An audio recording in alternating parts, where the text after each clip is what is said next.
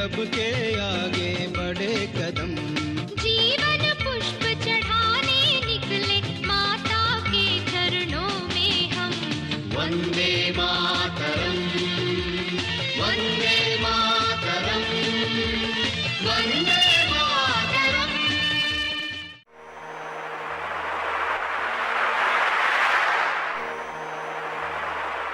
जय हिंद, वंदे मातरम, भारत माता की जय।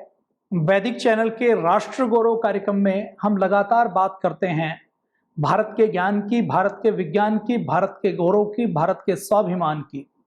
भारत कैसे विश्व गुरु था, भारत ने कैसे पूरी दुनिया को ज्ञान दिया, विज्ञान दिया, पूरी दुनिया को सभ्यता दी, संस्कृति दी। भारत ने शून्य दिया। ये तो फिल्मों में कुछ गाने बने तो उससे हमें पता लगा, भारत ने केवल शून्य नहीं दिया। शून्य तो एक चीज है जिसको हमें पता है। भारत ने लोगों को कपड़े कैसे पहनते हैं, रहते कैसे हैं, खाते कैसे हैं, खेती कैसे करते हैं, खगोल विद्या क्या हो सकती है, नक्षत्र विद्या क्या है, गणित क्या है, ज्योमेट्री क्या है, ये सारा ज्ञान विज्ञान, चिकित्सा विज्ञान से लेकर योग के विज्ञान से लेकर मन की शांति से लेकर ब्रह्मांड के रहस्यों से लेकर हल कैसे पृथ्वी में चलता है, बीज कैसे इक्वल डिस्टेंस के ऊपर डाले जाएं, ज्ञान विज्ञान की एक एक शाखा के ऊपर हमारे पूर्वजों ने अपना पूरा जीवन लगाया है। विडंबना यह है कि ये ज्ञान विज्ञान की बातें नष्ट हो गई और इस नष्ट हुई ज्ञान विज्ञान की संस्कृति को पुनर्जागृत करने के लिए, पुनर्प्रतिष्ठापित करने के लिए, इसका संरक्षण करने के लिए, इसका संवर्धन करने के लिए पतंजलि योगपीठ निरंतर प्रयासरत है, निरंतर लगा रहा है। परम पूज्य स्वामी जी महाराज और श्रद्धेय आचार्य जी ने गुरुकुल में शिक्षा दीक्षा ग्रहण करके गुरुकुल के आचार्यों के पावन सानिध्य में संस्कृत का गहन अध्ययन करके, चिंतन मनन और मंथन करके, हमारे वेद दर्शन उपनिषद के, आयुर्वेद के, हमारे योग के ग्रंथों के महासागर में से डुबकी लगाकर कुछ ऐसे मोती आम जनसाधारण के सामने रखे जिससे शरीर की सारी बीमारियां दूर हो रही हैं, मन की सारी बीमारियां दूर हो रही हैं। योग को गुफाओं से निकालकर, ग्रंथों से निकालकर, ग्लैमर से निकालकर, गुरुडम से निकालकर घर घर तक पहुंचाने का काम पतंजलि योगपीठ पूज्य स्वामी जी और श्रद्धेय आचार्य जी ने किया है। कोरोना वायरस ने हमें बता दिया है कि ज्ञान विज्ञान का हमारा स्तर क्या है। हम आधुनिक विज्ञान में हम चाहे अपने आप में ये दम भरें कि हम रोबोट टेक्नोलॉजी बना रहे हैं, हम नैनो टेक्नोलॉजी बना रहे हैं, हमने वैक्सीन बना ली, हमने हमारी औसत आयु को बढ़ा दिया, अभी 70 साल कर दिया, 80 साल कर दी, कुछ यूरोपियन कंट्रीज के अंदर आयु 85 साल तक हो गई, तो हम इसको अपनी उपलब्धि मानते हैं। हमने बैक्टीरिया खोज लिया, हमने बीमारियों के नामों की सूची हमने 1500 तक कर दी, 2000 तक कर दी, 2500 तक कर दी, तो इसको हम अपनी उपलब्धि मान रहे हैं। ये उपलब्धि नहीं है। पूरी दुनिया में स्वास्थ्य के ठेकेदार संगठन का नाम है WHO, वर्ल्ड हेल्थ ऑर्गेनाइजेशन। वो वर्ल्ड हेल्थ ऑर्गेनाइजेशन जो 1948 में बनाया गया, इस वर्ल्ड हेल्थ ऑर्गेनाइजेशन के पास जब वो 1948 में बनाया गया तो वो ये कहता है कि शरीर में यदि बीमारी नहीं है तो हम स्वस्थ हैं। उसके स्वास्थ्य की परिभाषा भी पूरी तरह से अपूर्ण थी। मतलब आधुनिक विज्ञान अभी स्वास्थ्य की पूरी परिभाषा नहीं दे पाया है। और जिस सभ्यता, जिस संस्कृति को वो अनपढ़ कहते थे, जिसके बारे में ये कहते थे कि ये पढ़े लिखे नहीं है, उन्होंने हजारों साल पहले जो स्वास्थ्य की परिभाषा दी है, उस परिभाषा से अच्छी परिभाषा ना कभी पहले हुई है, ना कभी आने वाले समय में होगी। ऐसी परिभाषा देने का काम हमारे पूर्वजों ने दिया है। और केवल परिभाषा नहीं दी है, 2 पंक्तियों में स्वास्थ्य को बांधकर, स्वास्थ्य को खोल कर रख दिया। और केवल परिभाषा नहीं दी है, अभी का स्वास्थ्य, अभी हॉस्पिटल बढ़ रहे हैं, डॉक्टर बढ़ रहे हैं, तो बीमारियां भी बढ़ रही हैं, नई नई बीमारियों के नाम आते हैं। व्यक्ति की आयु तो बढ़ रही है, लेकिन व्यक्ति की इनएक्टिविटी बढ़ रही है, व्यक्ति बेड के ऊपर बढ़ रहा है, व्यक्ति को लकवा मार रहा है, व्यक्ति स्वस्थ फील नहीं करता, व्यक्ति के अंदर एनर्जी नहीं आ रही।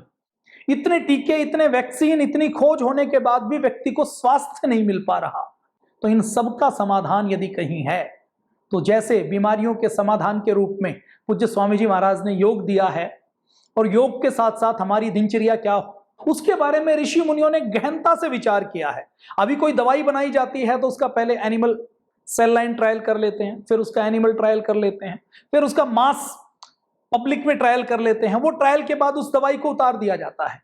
लेकिन उस दवाई का किस दवाई के या किस खाने के साथ क्या संयोग बनेगा, क्या विरुद्ध संयोग बनेगा, उस दवाई को किस जेनेटिक स्ट्रक्चर वाले लोग किस क्षेत्र वाले लोग, किस परिस्थिति वाले लोग, किस भौगोलिक स्थिति वाले लोग कैसे खाएं, ऋतुओं का क्या प्रभाव पड़ेगा, वातावरण का क्या प्रभाव पड़ेगा, उतनी गहराई तक अभी भी नहीं गए हैं। अभी एक नया शब्द आया है चिकित्सा विज्ञान में, जिसमें यह कहा जाता है कि अब हर व्यक्ति के जेनेटिक स्ट्रक्चर के अनुसार, उसके डीएनए के अनुसार उसके रोग की, उसके जीन्स की पहचान करेंगे, और जीन्स की रोग की पहचान करने के बाद हम ये पता लगाएंगे कि इसको क्या क्या बीमारियां होने की संभावना है, फिर इसके बचाव के लिए उसकी दिनचर्या कैसी होनी चाहिए, और उसको बचाव के लिए एडवांस में उसको क्या मेडिसिन दें, या ऐसी कौन सी दवाई है जो उस व्यक्ति के जेनेटिक स्ट्रक्चर पर, उस व्यक्ति के डीएनए के ऊपर, उस व्यक्ति के जो आनुवंशिक उसका विकास हुआ है, उस विकास के क्रम में जिस परिस्थिति में वो रहा है, उसके ऊपर कैसे उसके ऊपर इफेक्ट पड़ेगी। ये स्पेशलाइज्ड ट्रीटमेंट की मॉडर्न एक पैथी निकली है।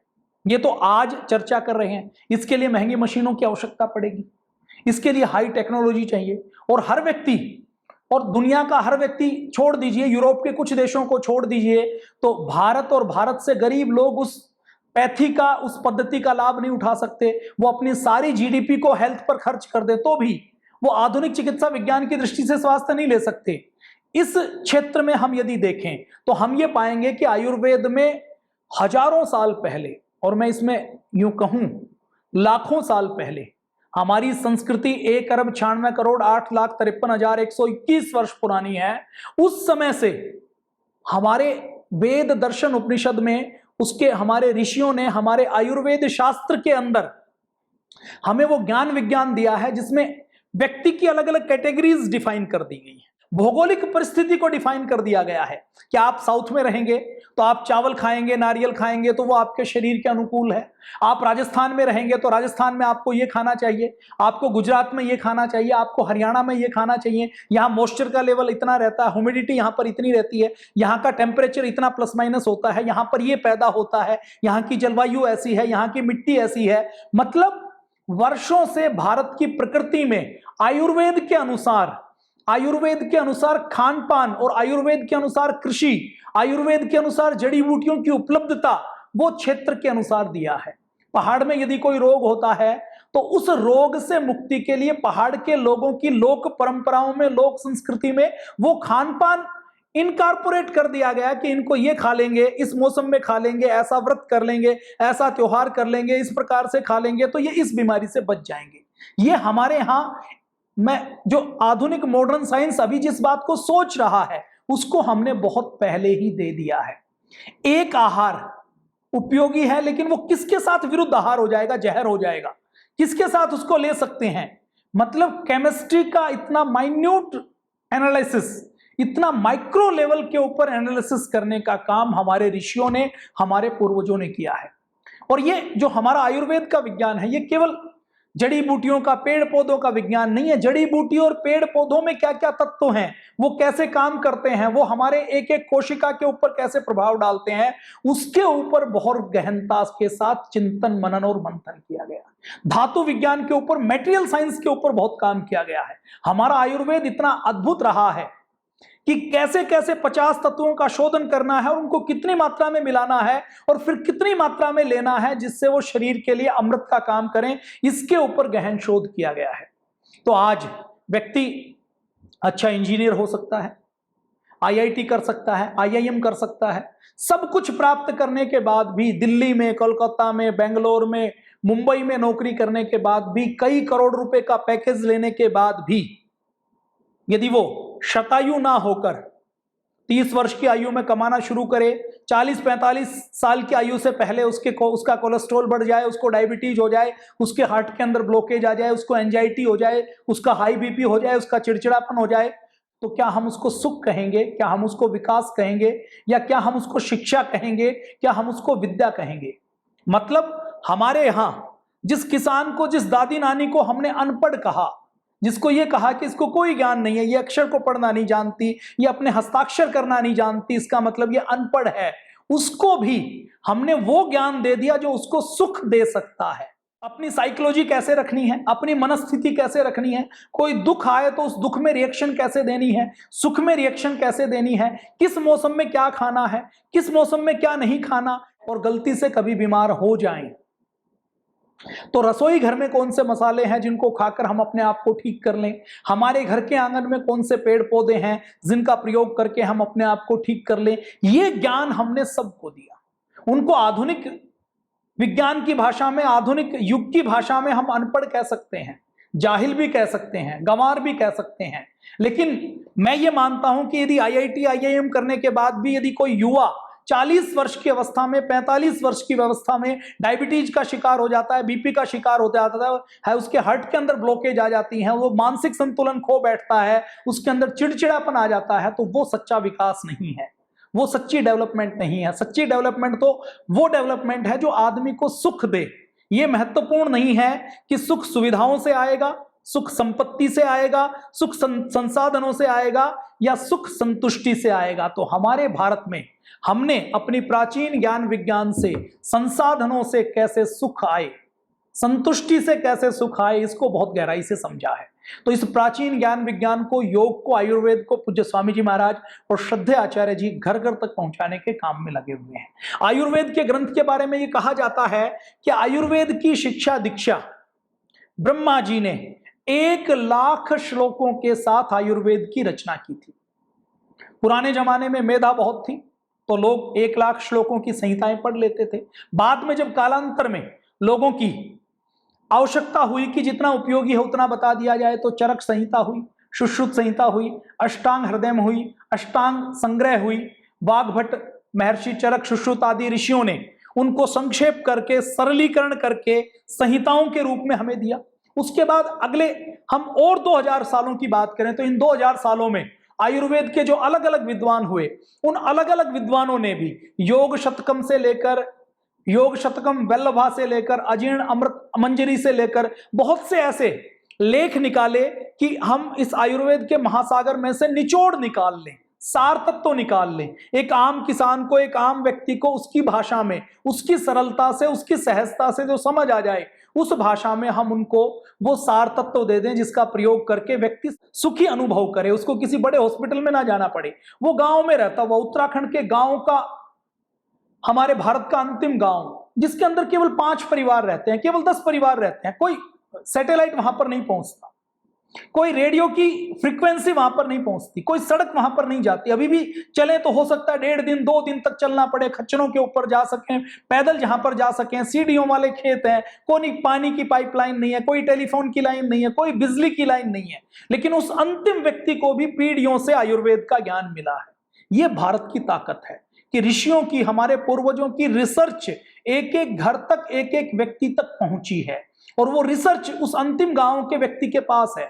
वो जानता है कि सुखी कैसे रहना है, संतुष्ट कैसे रहना है, स्वस्थ कैसे रहना है, और यदि गलती से बीमार पड़ जाएं तो अपने आसपास की, मेरे घर के अंदर, घर की रसोई घर, उस सामान्य सी किचन के अंदर जिसके अंदर 4 डिब्बियों में या 4 वो जूट के बने हुए अपने बर्तनों के अंदर जो कुछ रखता है, उसी के अंदर वो जानता है कि मैं कैसे अपना इलाज कर सकता हूं, अपने आसपास की वनस्पतियों से कैसे इलाज कर सकता हूं। ये ज्ञान विज्ञान हमने घर घर तक पहुंचाया था, और यही भारत की बड़ी ताकत थी। और इसी ताकत के बल पर यदि भारत को कोरोना जैसी लड़ाई, बीमारियों से लड़ना है, महामारियों से लड़ना है, तो इसी ताकत के बल पर लड़ सकता है। और इसी ताकत को, इसी ज्ञान विज्ञान को गुलामी के इस अंधकार से बाहर निकालकर दोबारा से घर घर तक पहुंचाने का काम पूज्य स्वामी जी और श्रद्धेय आचार्य जी कर रहे हैं। योग को गुफाओं से निकाला, क्लैमर से निकाला, गुरुडम से निकाला, ग्रंथों से निकाला और घर घर तक पहुंचा दिया कि आप योग दर्शन नहीं पढ़ सकते, आप वेद दर्शन उपनिषद नहीं पढ़ सकते, आपको संस्कृत नहीं पढ़ाती, आप योग के 84 लाख आसन नहीं कर सकते, तो आप योग के ये 12 आसन कर लीजिए, आप ये लंबी सांस ले लीजिए, झटके के साथ सांस को छोड़ दीजिए, आप ये अनुलोम विलोम कर लीजिए, 1 घंटा आप कर लेंगे तो बीमारियों से बचे रहेंगे। ऐसे ही आयुर्वेद को सूत्र के रूप में, संक्षेप रूप में पूज्य आचार्य जी ने घर घर तक पहुंचाया। अब आयुर्वेद के 1 लाख श्लोक हैं, अब आप और हम 1 लाख श्लोक नहीं पढ़ सकते। अब ये कहा जाता है ना कि कोई व्यक्ति डॉक्टर हो, इंजीनियर हो, कोई व्यक्ति किसी भी प्रोफेशन का हो, किसी भी चीज का व्यापार करने वाला हो, नेता हो, अधिकारी हो, श्रमिक हो, युवा हो, जवान हो, सैनिक हो, कुछ भी हो, लेकिन सबसे पहले तो वो एक शरीर का स्वामी है। और जब तक शरीर ठीक नहीं होगा तब तक व्यक्ति ना अच्छा नेता हो सकता, ना अभिनेता हो सकता, ना सैनिक हो सकता, ना अच्छा, अगर खुद का शरीर ठीक नहीं है तो व्यक्ति जानकारी होते हुए भी अच्छा चिकित्सक नहीं होता, अच्छा अधिकारी नहीं होता, अच्छा व्यापारी नहीं होता, अच्छा किसान नहीं होता, अच्छा जवान नहीं होता, अच्छा वकील नहीं होता।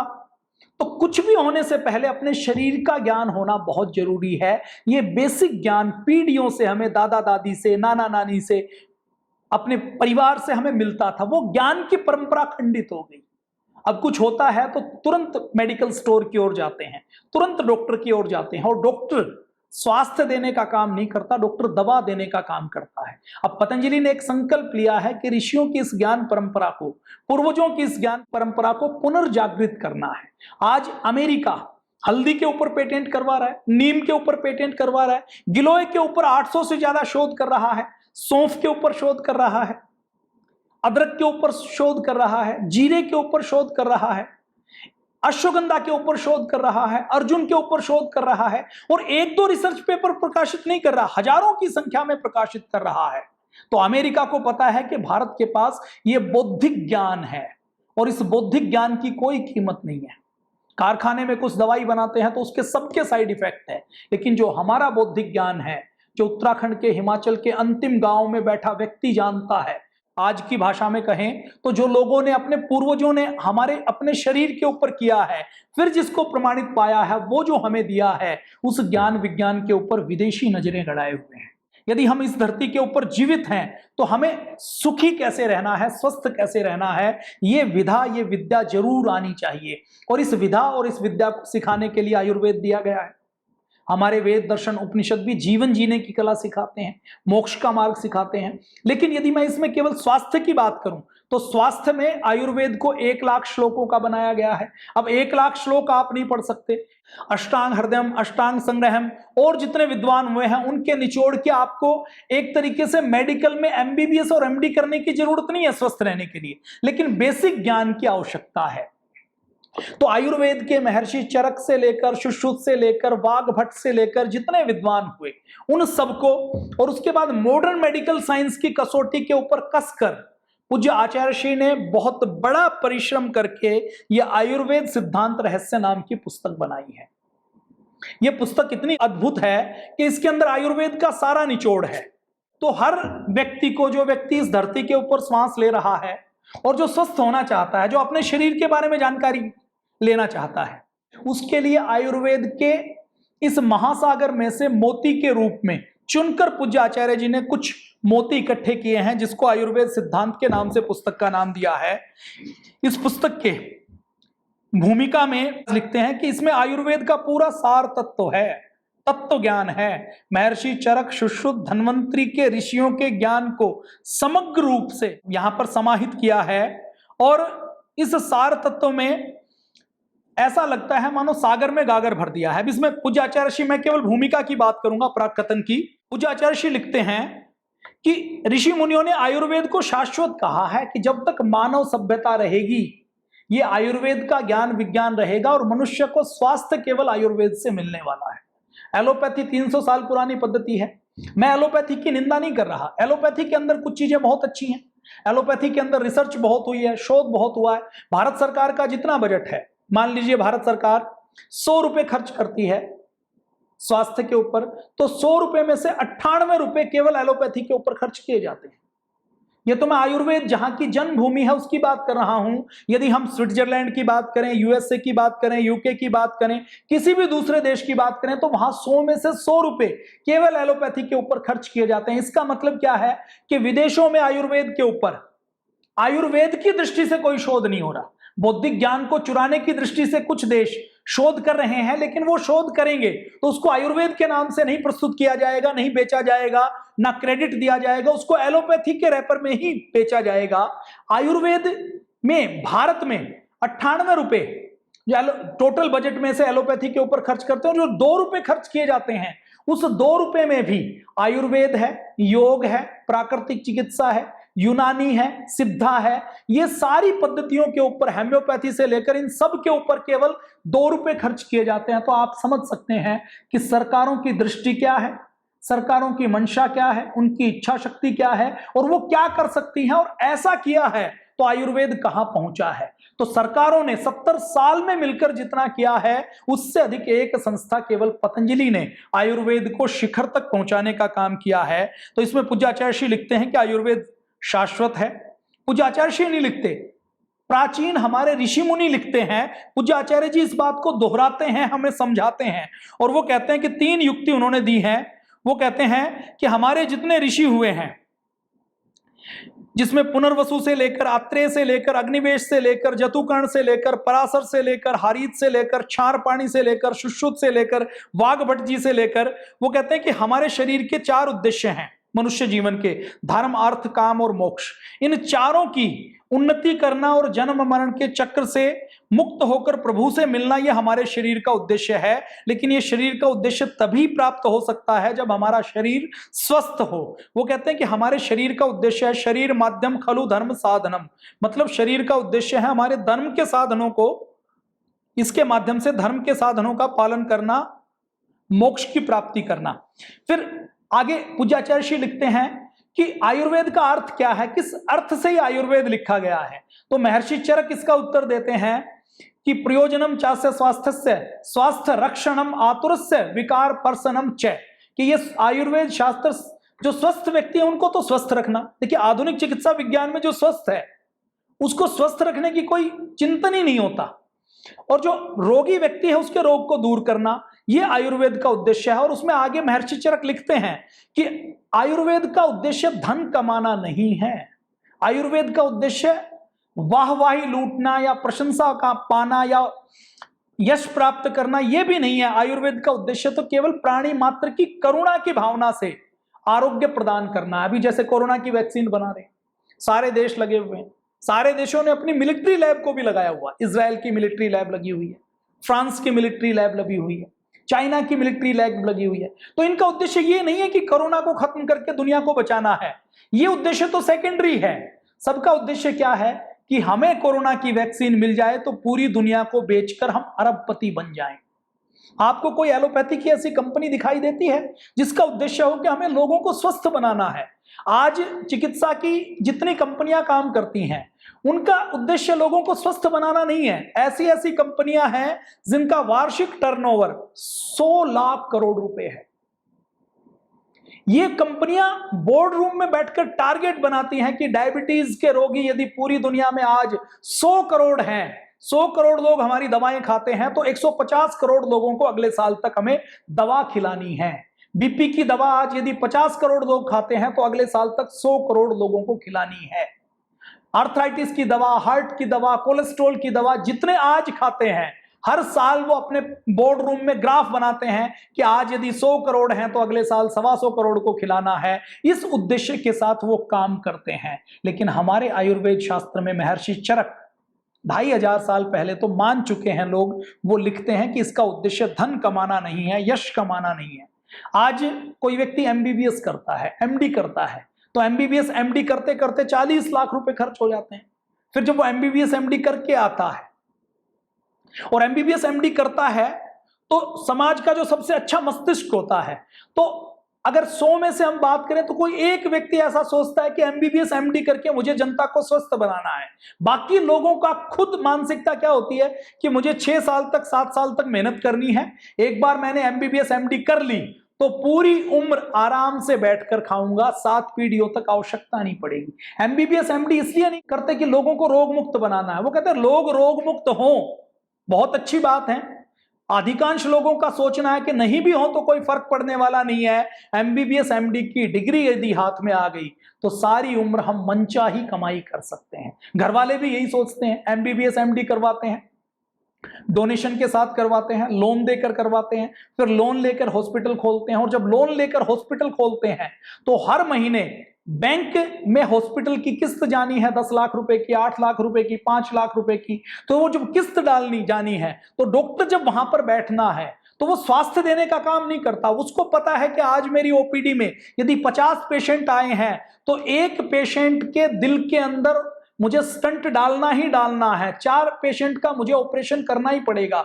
कोई माँ बहन बेटी यदि डिलीवरी करवाने के लिए जाती है तो उस हॉस्पिटल की डॉक्टर को पता है कि मुझे हॉस्पिटल के खर्चे निकालने हैं, नर्स की तनख्वाह निकालनी है, किस्त निकालनी है, आगे की सेविंग निकालनी है, लैब का कमीशन निकालना है, फार्मा कंपनियों का की दवाओं से जो कमीशन मिलेगा उससे काम चलने वाला नहीं है। तो मुझे जो मेरे पास केस आएंगे उसमें से मुझे 10 में से 5-6 केस को जो नॉर्मल डिलीवरी है उनको सिजेरियन करना ही करना है, क्योंकि नॉर्मल डिलीवरी के 5,000 रुपए मिलेंगे, सिजेरियन कर देंगे तो 50,000 रुपए मिलेंगे। तो ये सारा धंधा चलता है। तो महर्षि चरक ने बहुत पहले ये कहा है कि रोग चिकित्सक का उद्देश्य है, स्वास्थ्य देना है, धन कमाना नहीं है, सम्मान कमाना नहीं है, यश कमाना नहीं है। ये हजारों साल पहले लिखा है। तो ये आयुर्वेद सिद्धांत नाम की पुस्तक है। इसके अंदर क्या क्या है? नाड़ी परीक्षा है, इसके अंदर 7 धातुएं हैं, इसके अंदर पंच कोश के बारे में है, कैसे हम परीक्षा करें, शरीर की कैसे परीक्षा करें। मतलब आयुर्वेद में आपको अपने खुद की परीक्षा करनी है। आपकी प्रकृति क्या है, आप वात प्रकृति के क्या लक्षण है, पित्त के क्या हैं, कफ के क्या हैं। और आप देखेंगे कि हजारों साल पहले जो ऋषियों ने लिखा, जो पूर्वजों ने लिखा, आप भी अपने परिवार के 5 व्यक्तियों का एनालिसिस करेंगे तो आप पाएंगे कि जिनके अंदर आपने किसी को पहचान लिया कि इसकी वात प्रकृति है, तो आप देखेंगे कि वो बहुत जल्दी जल्दी निर्णय लेता है, जल्दी याद होता है तो जल्दी भूल भी जाता है। उसका चेहरा ऐसा है, उसके स्किन का कलर ऐसा है, उसके बालों की टोन ऐसी है। तो उन चीजों में हम देखते हैं तो तन और मन के जेनेटिक स्ट्रक्चर को वात पित्त कफ 3 कैटेगरी के अनुसार अलग अलग डिवाइड कर दिया। तो ये पुस्तक एक तरीके से फर्स्ट एड जैसी पुस्तक है जो हर घर में जरूर होनी चाहिए। आयुर्वेद सिद्धांत रहस्य नाम की पुस्तक, ये हिंदी में है, अंग्रेजी में है, तमिल में है, तेलुगु में है, मराठी में है, गुजराती में है, उड़िया में है, कन्नड़ में है, असमिया में है और केवल 250 रुपए में 300 पेज की ये पुस्तक है। बहुत अद्भुत चित्र इसमें दिए गए हैं और पुराने आयुर्वेद के ज्ञान को इसमें समेटा गया है। आयुर्वेद के गूढ़ शब्दों का अर्थ दिया गया है। नाड़ी परीक्षा से लेकर, मल परीक्षा से लेकर, मूत्र परीक्षा से लेकर, जीभ की परीक्षा से लेकर सारी चीजों को समग्रता के साथ पूज्याचार्य श्री ने गागर में सागर भरने का काम किया है। यह पुस्तक हर घर में जरूर होनी चाहिए और केवल होनी नहीं चाहिए। ये मैं तो ये कहता हूं, नई शिक्षा नीति आई है, उस नई शिक्षा नीति को अच्छा तब माना जाएगा जब नई शिक्षा नीति में ऐसे आयुर्वेद को लगा दिया जाएगा। व्यक्ति डॉक्टर बने ना बने, इंजीनियर बने ना बने, व्यक्ति व्यापारी बने ना बने, नेता अभिनेता बने ना बने, लाखों रुपए कमाए ना कमाए, लेकिन हम उसको शिक्षा में कम से कम स्वस्थ कैसे रहना है ये ज्ञान यदि बचपन से दे पाए तो हमारा भारत यदि स्वस्थ भारत बन गया तो महान भारत अपने आप बन जाएगा। तो आज के लिए इतना ही। जय हिंद, वंदे मातरम, भारत माता की जय। आप ये पुस्तक अपने घर में जरूर रखिए, दूसरों को गिफ्ट भी दे सकते हैं। स्क्रॉल किए हुए नंबर के ऊपर आप ये पुस्तक मंगवा सकते हैं। आपके नजदीकी पतंजलि चिकित्सालय और आरोग्य केंद्र पर भी आपको ये पुस्तक प्राप्त हो जाएगी। आज के लिए जय हिंद,